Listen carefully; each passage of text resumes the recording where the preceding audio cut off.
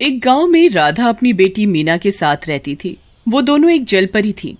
ये बात गांव में कोई नहीं जानता था, लेकिन एक दिन मीना का दोस्त मुन्ना नदी में डूब रहा होता है। मीना उसकी जान बचाने के लिए नदी में कूद जाती है और अपने जलपरी वाले रूप में आ जाती है। मुन्ना की जान तो बच जाती है, लेकिन मीना का जलपरी वाला रूप देखकर सभी गांव वालों की आंखें फटी की फटी रह जाती हैं। अरे दैया रे, ये तो कोई जादूगरनी है। मैं तो इसे एक आम लड़की समझती थी, लेकिन ये तो एक जलपरी निकली। ओ बहन, तुम सही कहती हो। ये लड़की एक जादूगरनी है। इससे पूरे गांव को खतरा है कि माँ पर तो हमें पहले से ही शक था। ओ भाइयों, हमें इसे अभी के अभी खत्म कर देना चाहिए। हाँ, मारो मारो, ये एक जादूगरनी चुड़ैल है, इसे मारो। तभी मीना का दोस्त चिंटू भागता हुआ मीना के घर आता है और मीना के माँ बाप को सारी बात बताता है। अरे नहीं, जिस बात का डर था वही हुआ। चलो जी, हमें अभी जाना होगा, नहीं तो गांव वाले मीना की जान ले लेंगे। फिर वो दोनों भागकर वहाँ पहुँच जाते हैं। अरे रुको रुको भाइयों, मेरी बात सुनो। ये मेरी बेटी है, ये किसी को कोई नुकसान नहीं पहुँचाएगी। हाँ, भगवान के लिए मेरी बेटी को छोड़ दो। अरे दैया, जरा राधा के सर पर तो देखो, ये क्या बला है? इसने ये पानी का मटका सर पर क्यों डाल रखा है? आखिर ये माजरा क्या है? भाइयों, मुझे तो लगता है ये पूरा परिवार ही बहरूपिया है। आप मेरी बेटी को छोड़ दो, मैं आपको सब कुछ सच सच बताती हूँ। मैं भी एक जलपरी हूँ। मैं पानी के बिना ज्यादा देर तक सांस नहीं ले सकती, इसलिए मुझे ये पानी से भरा मटका पहनना पड़ता है। लेकिन तुम आई कहाँ से हो? मैं आपकी दुनिया की नहीं हूँ, मैं समुद्र की गहराइयों से आई हूँ। वहाँ समुद्र में एक जलपरियों की दुनिया थी। सब कुछ सही चल रहा था। फिर एक दिन समुद्र की गहराइयों से एक राक्षस आया और उसने हमारी पूरी दुनिया तबाह कर दी। उसने सब जलपरियों को मार डाला। मैं किसी तरह उससे बचकर यहाँ आ गई। अरे मर गए रे। अब ये कौन से राक्षस की बात कर रही है भाई? तुम दोनों चुड़ैलें कम थी क्या जो अब ये राक्षस भी आ गया? अरे भाई, मुझे तो ये मनगढ़ंत कहानी लगती है। अभी फिलहाल तो हमें इन दोनों जादूगरनियों से खतरा है। नहीं नहीं अंकल, मीना मेरी दोस्त है। ये बहुत अच्छी है, इसने मेरी जान बचाई है। अगर ये नहीं होती तो मैं आज जिंदा नहीं होता।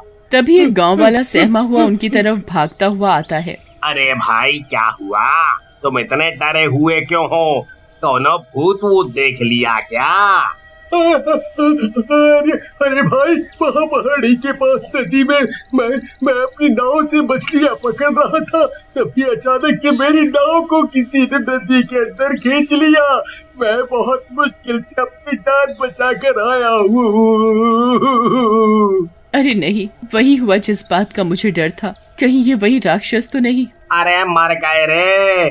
आज किस कमबख्त का मुंह देखकर उठा था मैं? पहले ये जलपरी और अब ये राक्षस। चलो भाइयों, हमें अभी जाकर देखना होगा कि माजरा क्या है। फिर वो सब लोग पहाड़ी के पास वाली नदी के किनारे की तरफ जाते हैं, लेकिन उन्हें वहाँ कुछ नहीं मिलता। भाई, यहाँ तो कोई भी नहीं है। मुझे लगता है ये राधा हमारा ध्यान भटकाने के लिए ये राक्षस की मनगढ़ंत कहानी बता रही है। हाँ, देखो राधा, हम तुम्हारे ऊपर विश्वास नहीं कर सकते।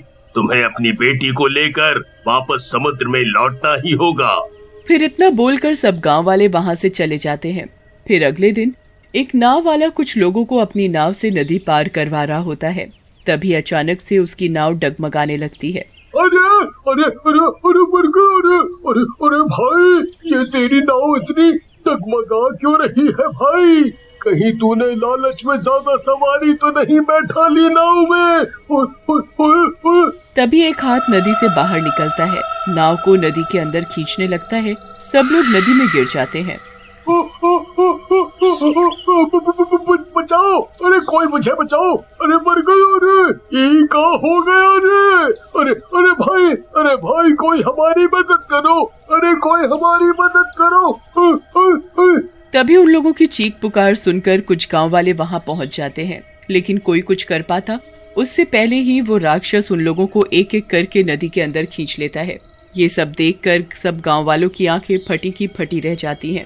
अरे भाई, वो राधा सही कह रही थी, इस नदी में जरूर कोई राक्षस है। अब हम क्या करें? चलो भाइयों, हमें अभी के अभी सरपंच जी को इसके बारे में बताना होगा। फिर वो सब लोग भागते हुए सरपंच के घर जाते हैं और उसे नदी में हुई घटना के बारे में बताते हैं। हे भगवान, ये क्या मुसीबत आ गई हमारे गांव में। फिर सब गांव वाले मिलकर ये तय करते हैं कि कोई भी गांव वाला नदी के पास नहीं जाएगा। ये खबर सुनकर राधा भी बहुत डर जाती है।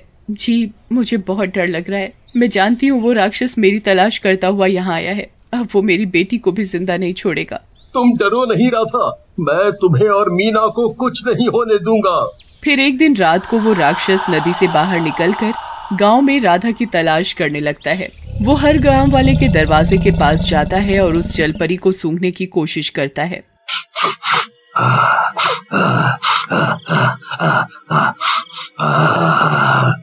जलपरी, मैं तेरी खुशबू सूंघ सकता हूँ। मुझे पता है तू यहीं कहीं आसपास ही है। तू मुझसे बच नहीं सकती। सभी गांव वाले अपनी अपनी खिड़कियों से उस राक्षस को देख रहे होते हैं। हे भगवान, ये तो वही राक्षस है जी। अब क्या होगा? राधा, तुम मीना को लेकर अंदर छुप जाओ, कहीं ये तुम्हें सूंघता हुआ यहाँ ना आ जाए। फिर वो राक्षस राधा को सूंघता हुआ आगे बढ़ जाता है। वहाँ उसे एक आदमी घर के बाहर सोता हुआ दिखाई देता है, तो वो उसकी गर्दन पकड़कर उसे ऊपर उठा लेता है। अरे अरे मर गए। अरे अरे अरे अरे तू क्या चीज है? छोड़ छोड़ मुझे छोड़। तुच्छ इंसान, मैं यहाँ एक जलपरी की तलाश में आया हूँ। मुझे उसका पता बता दे, नहीं तो तेरी गर्दन को धड़ से अलग कर दूंगा। हाँ भाई, तुम सही जगह पर आए हो। वो जलपरी इसी गांव में रहती है। मुझे नीचे उतारो, मैं अभी तुम्हें उसका पता बताता हूँ। फिर वो गांव वाला उस राक्षस को राधा के घर का पता बता देता है और वो राक्षस सीधा राधा के घर के बाहर पहुंचकर उसका दरवाजा पीटने लगता है। जी, ये दरवाजा ज्यादा देर तक नहीं टिकेगा। ये राक्षस इसे आसानी से तोड़ देगा। आप मीना को लेकर पीछे के दरवाजे से भाग जाओ। मैं इस राक्षस का मुकाबला करती हूँ। नहीं राधा, मैं तुम्हें अकेला छोड़कर नहीं जाऊंगा। नहीं, आपको जाना ही होगा, नहीं तो ये मेरे साथ साथ हमारी बेटी को भी मार देगा। फिर ना चाहते हुए भी गोपाल मीना को लेकर पीछे के दरवाजे से भाग जाता है। तभी वो राक्षस घर का दरवाजा तोड़कर अंदर घुस जाता है। ओह, तो तुम यहाँ छुप कर बैठी हो। मैंने तुम्हें कहाँ नहीं ढूंढा। चलो, अब तुम मेरे साथ चलोगी। फिर हमारा होने वाला बच्चा पूरे समुद्र पर राज करेगा।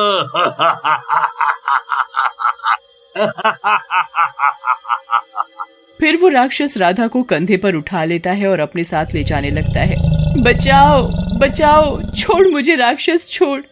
अरे गांव वालों, कोई मेरी मदद करो, बचाओ। अरे नहीं, मुझे अभी जाना होगा, नहीं तो वो राधा को ले जाएगा।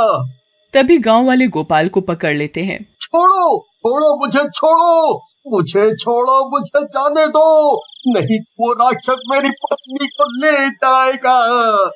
छोड़ो मुझे, छोड़ो। अरे गोपाल, तुम पागल हो गए हो क्या? क्यों मरना चाहते हो? अपनी बेटी के बारे में सोचो। अगर तुम उस राक्षस के पास गए तो उसे तुम्हारी बेटी के बारे में भी पता चल जाएगा। अगर अपनी बेटी की भलाई चाहते हो तुम, तो उसे राधा को अपने साथ ले जाने दो। फिर गोपाल अपनी बेटी की सुरक्षा के लिए वहीं रुक जाता है।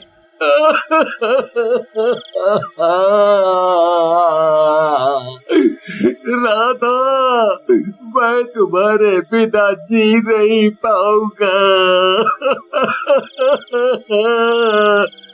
राधा। फिर वो राक्षस राधा को लेकर नदी में कूद जाता है और नदी की गहराई में चला जाता है और पूरा गांव वहीं खड़ा देखता रहता है। माँ, माँ वापस आ जाओ माँ। मैं आपके बिना कैसे रहूंगी माँ। मैं तुम्हें वापस लेकर रहूंगा राधा, भले इसके लिए मुझे अपनी जान क्यों न देनी पड़े। जान क्यों न देनी पड़े।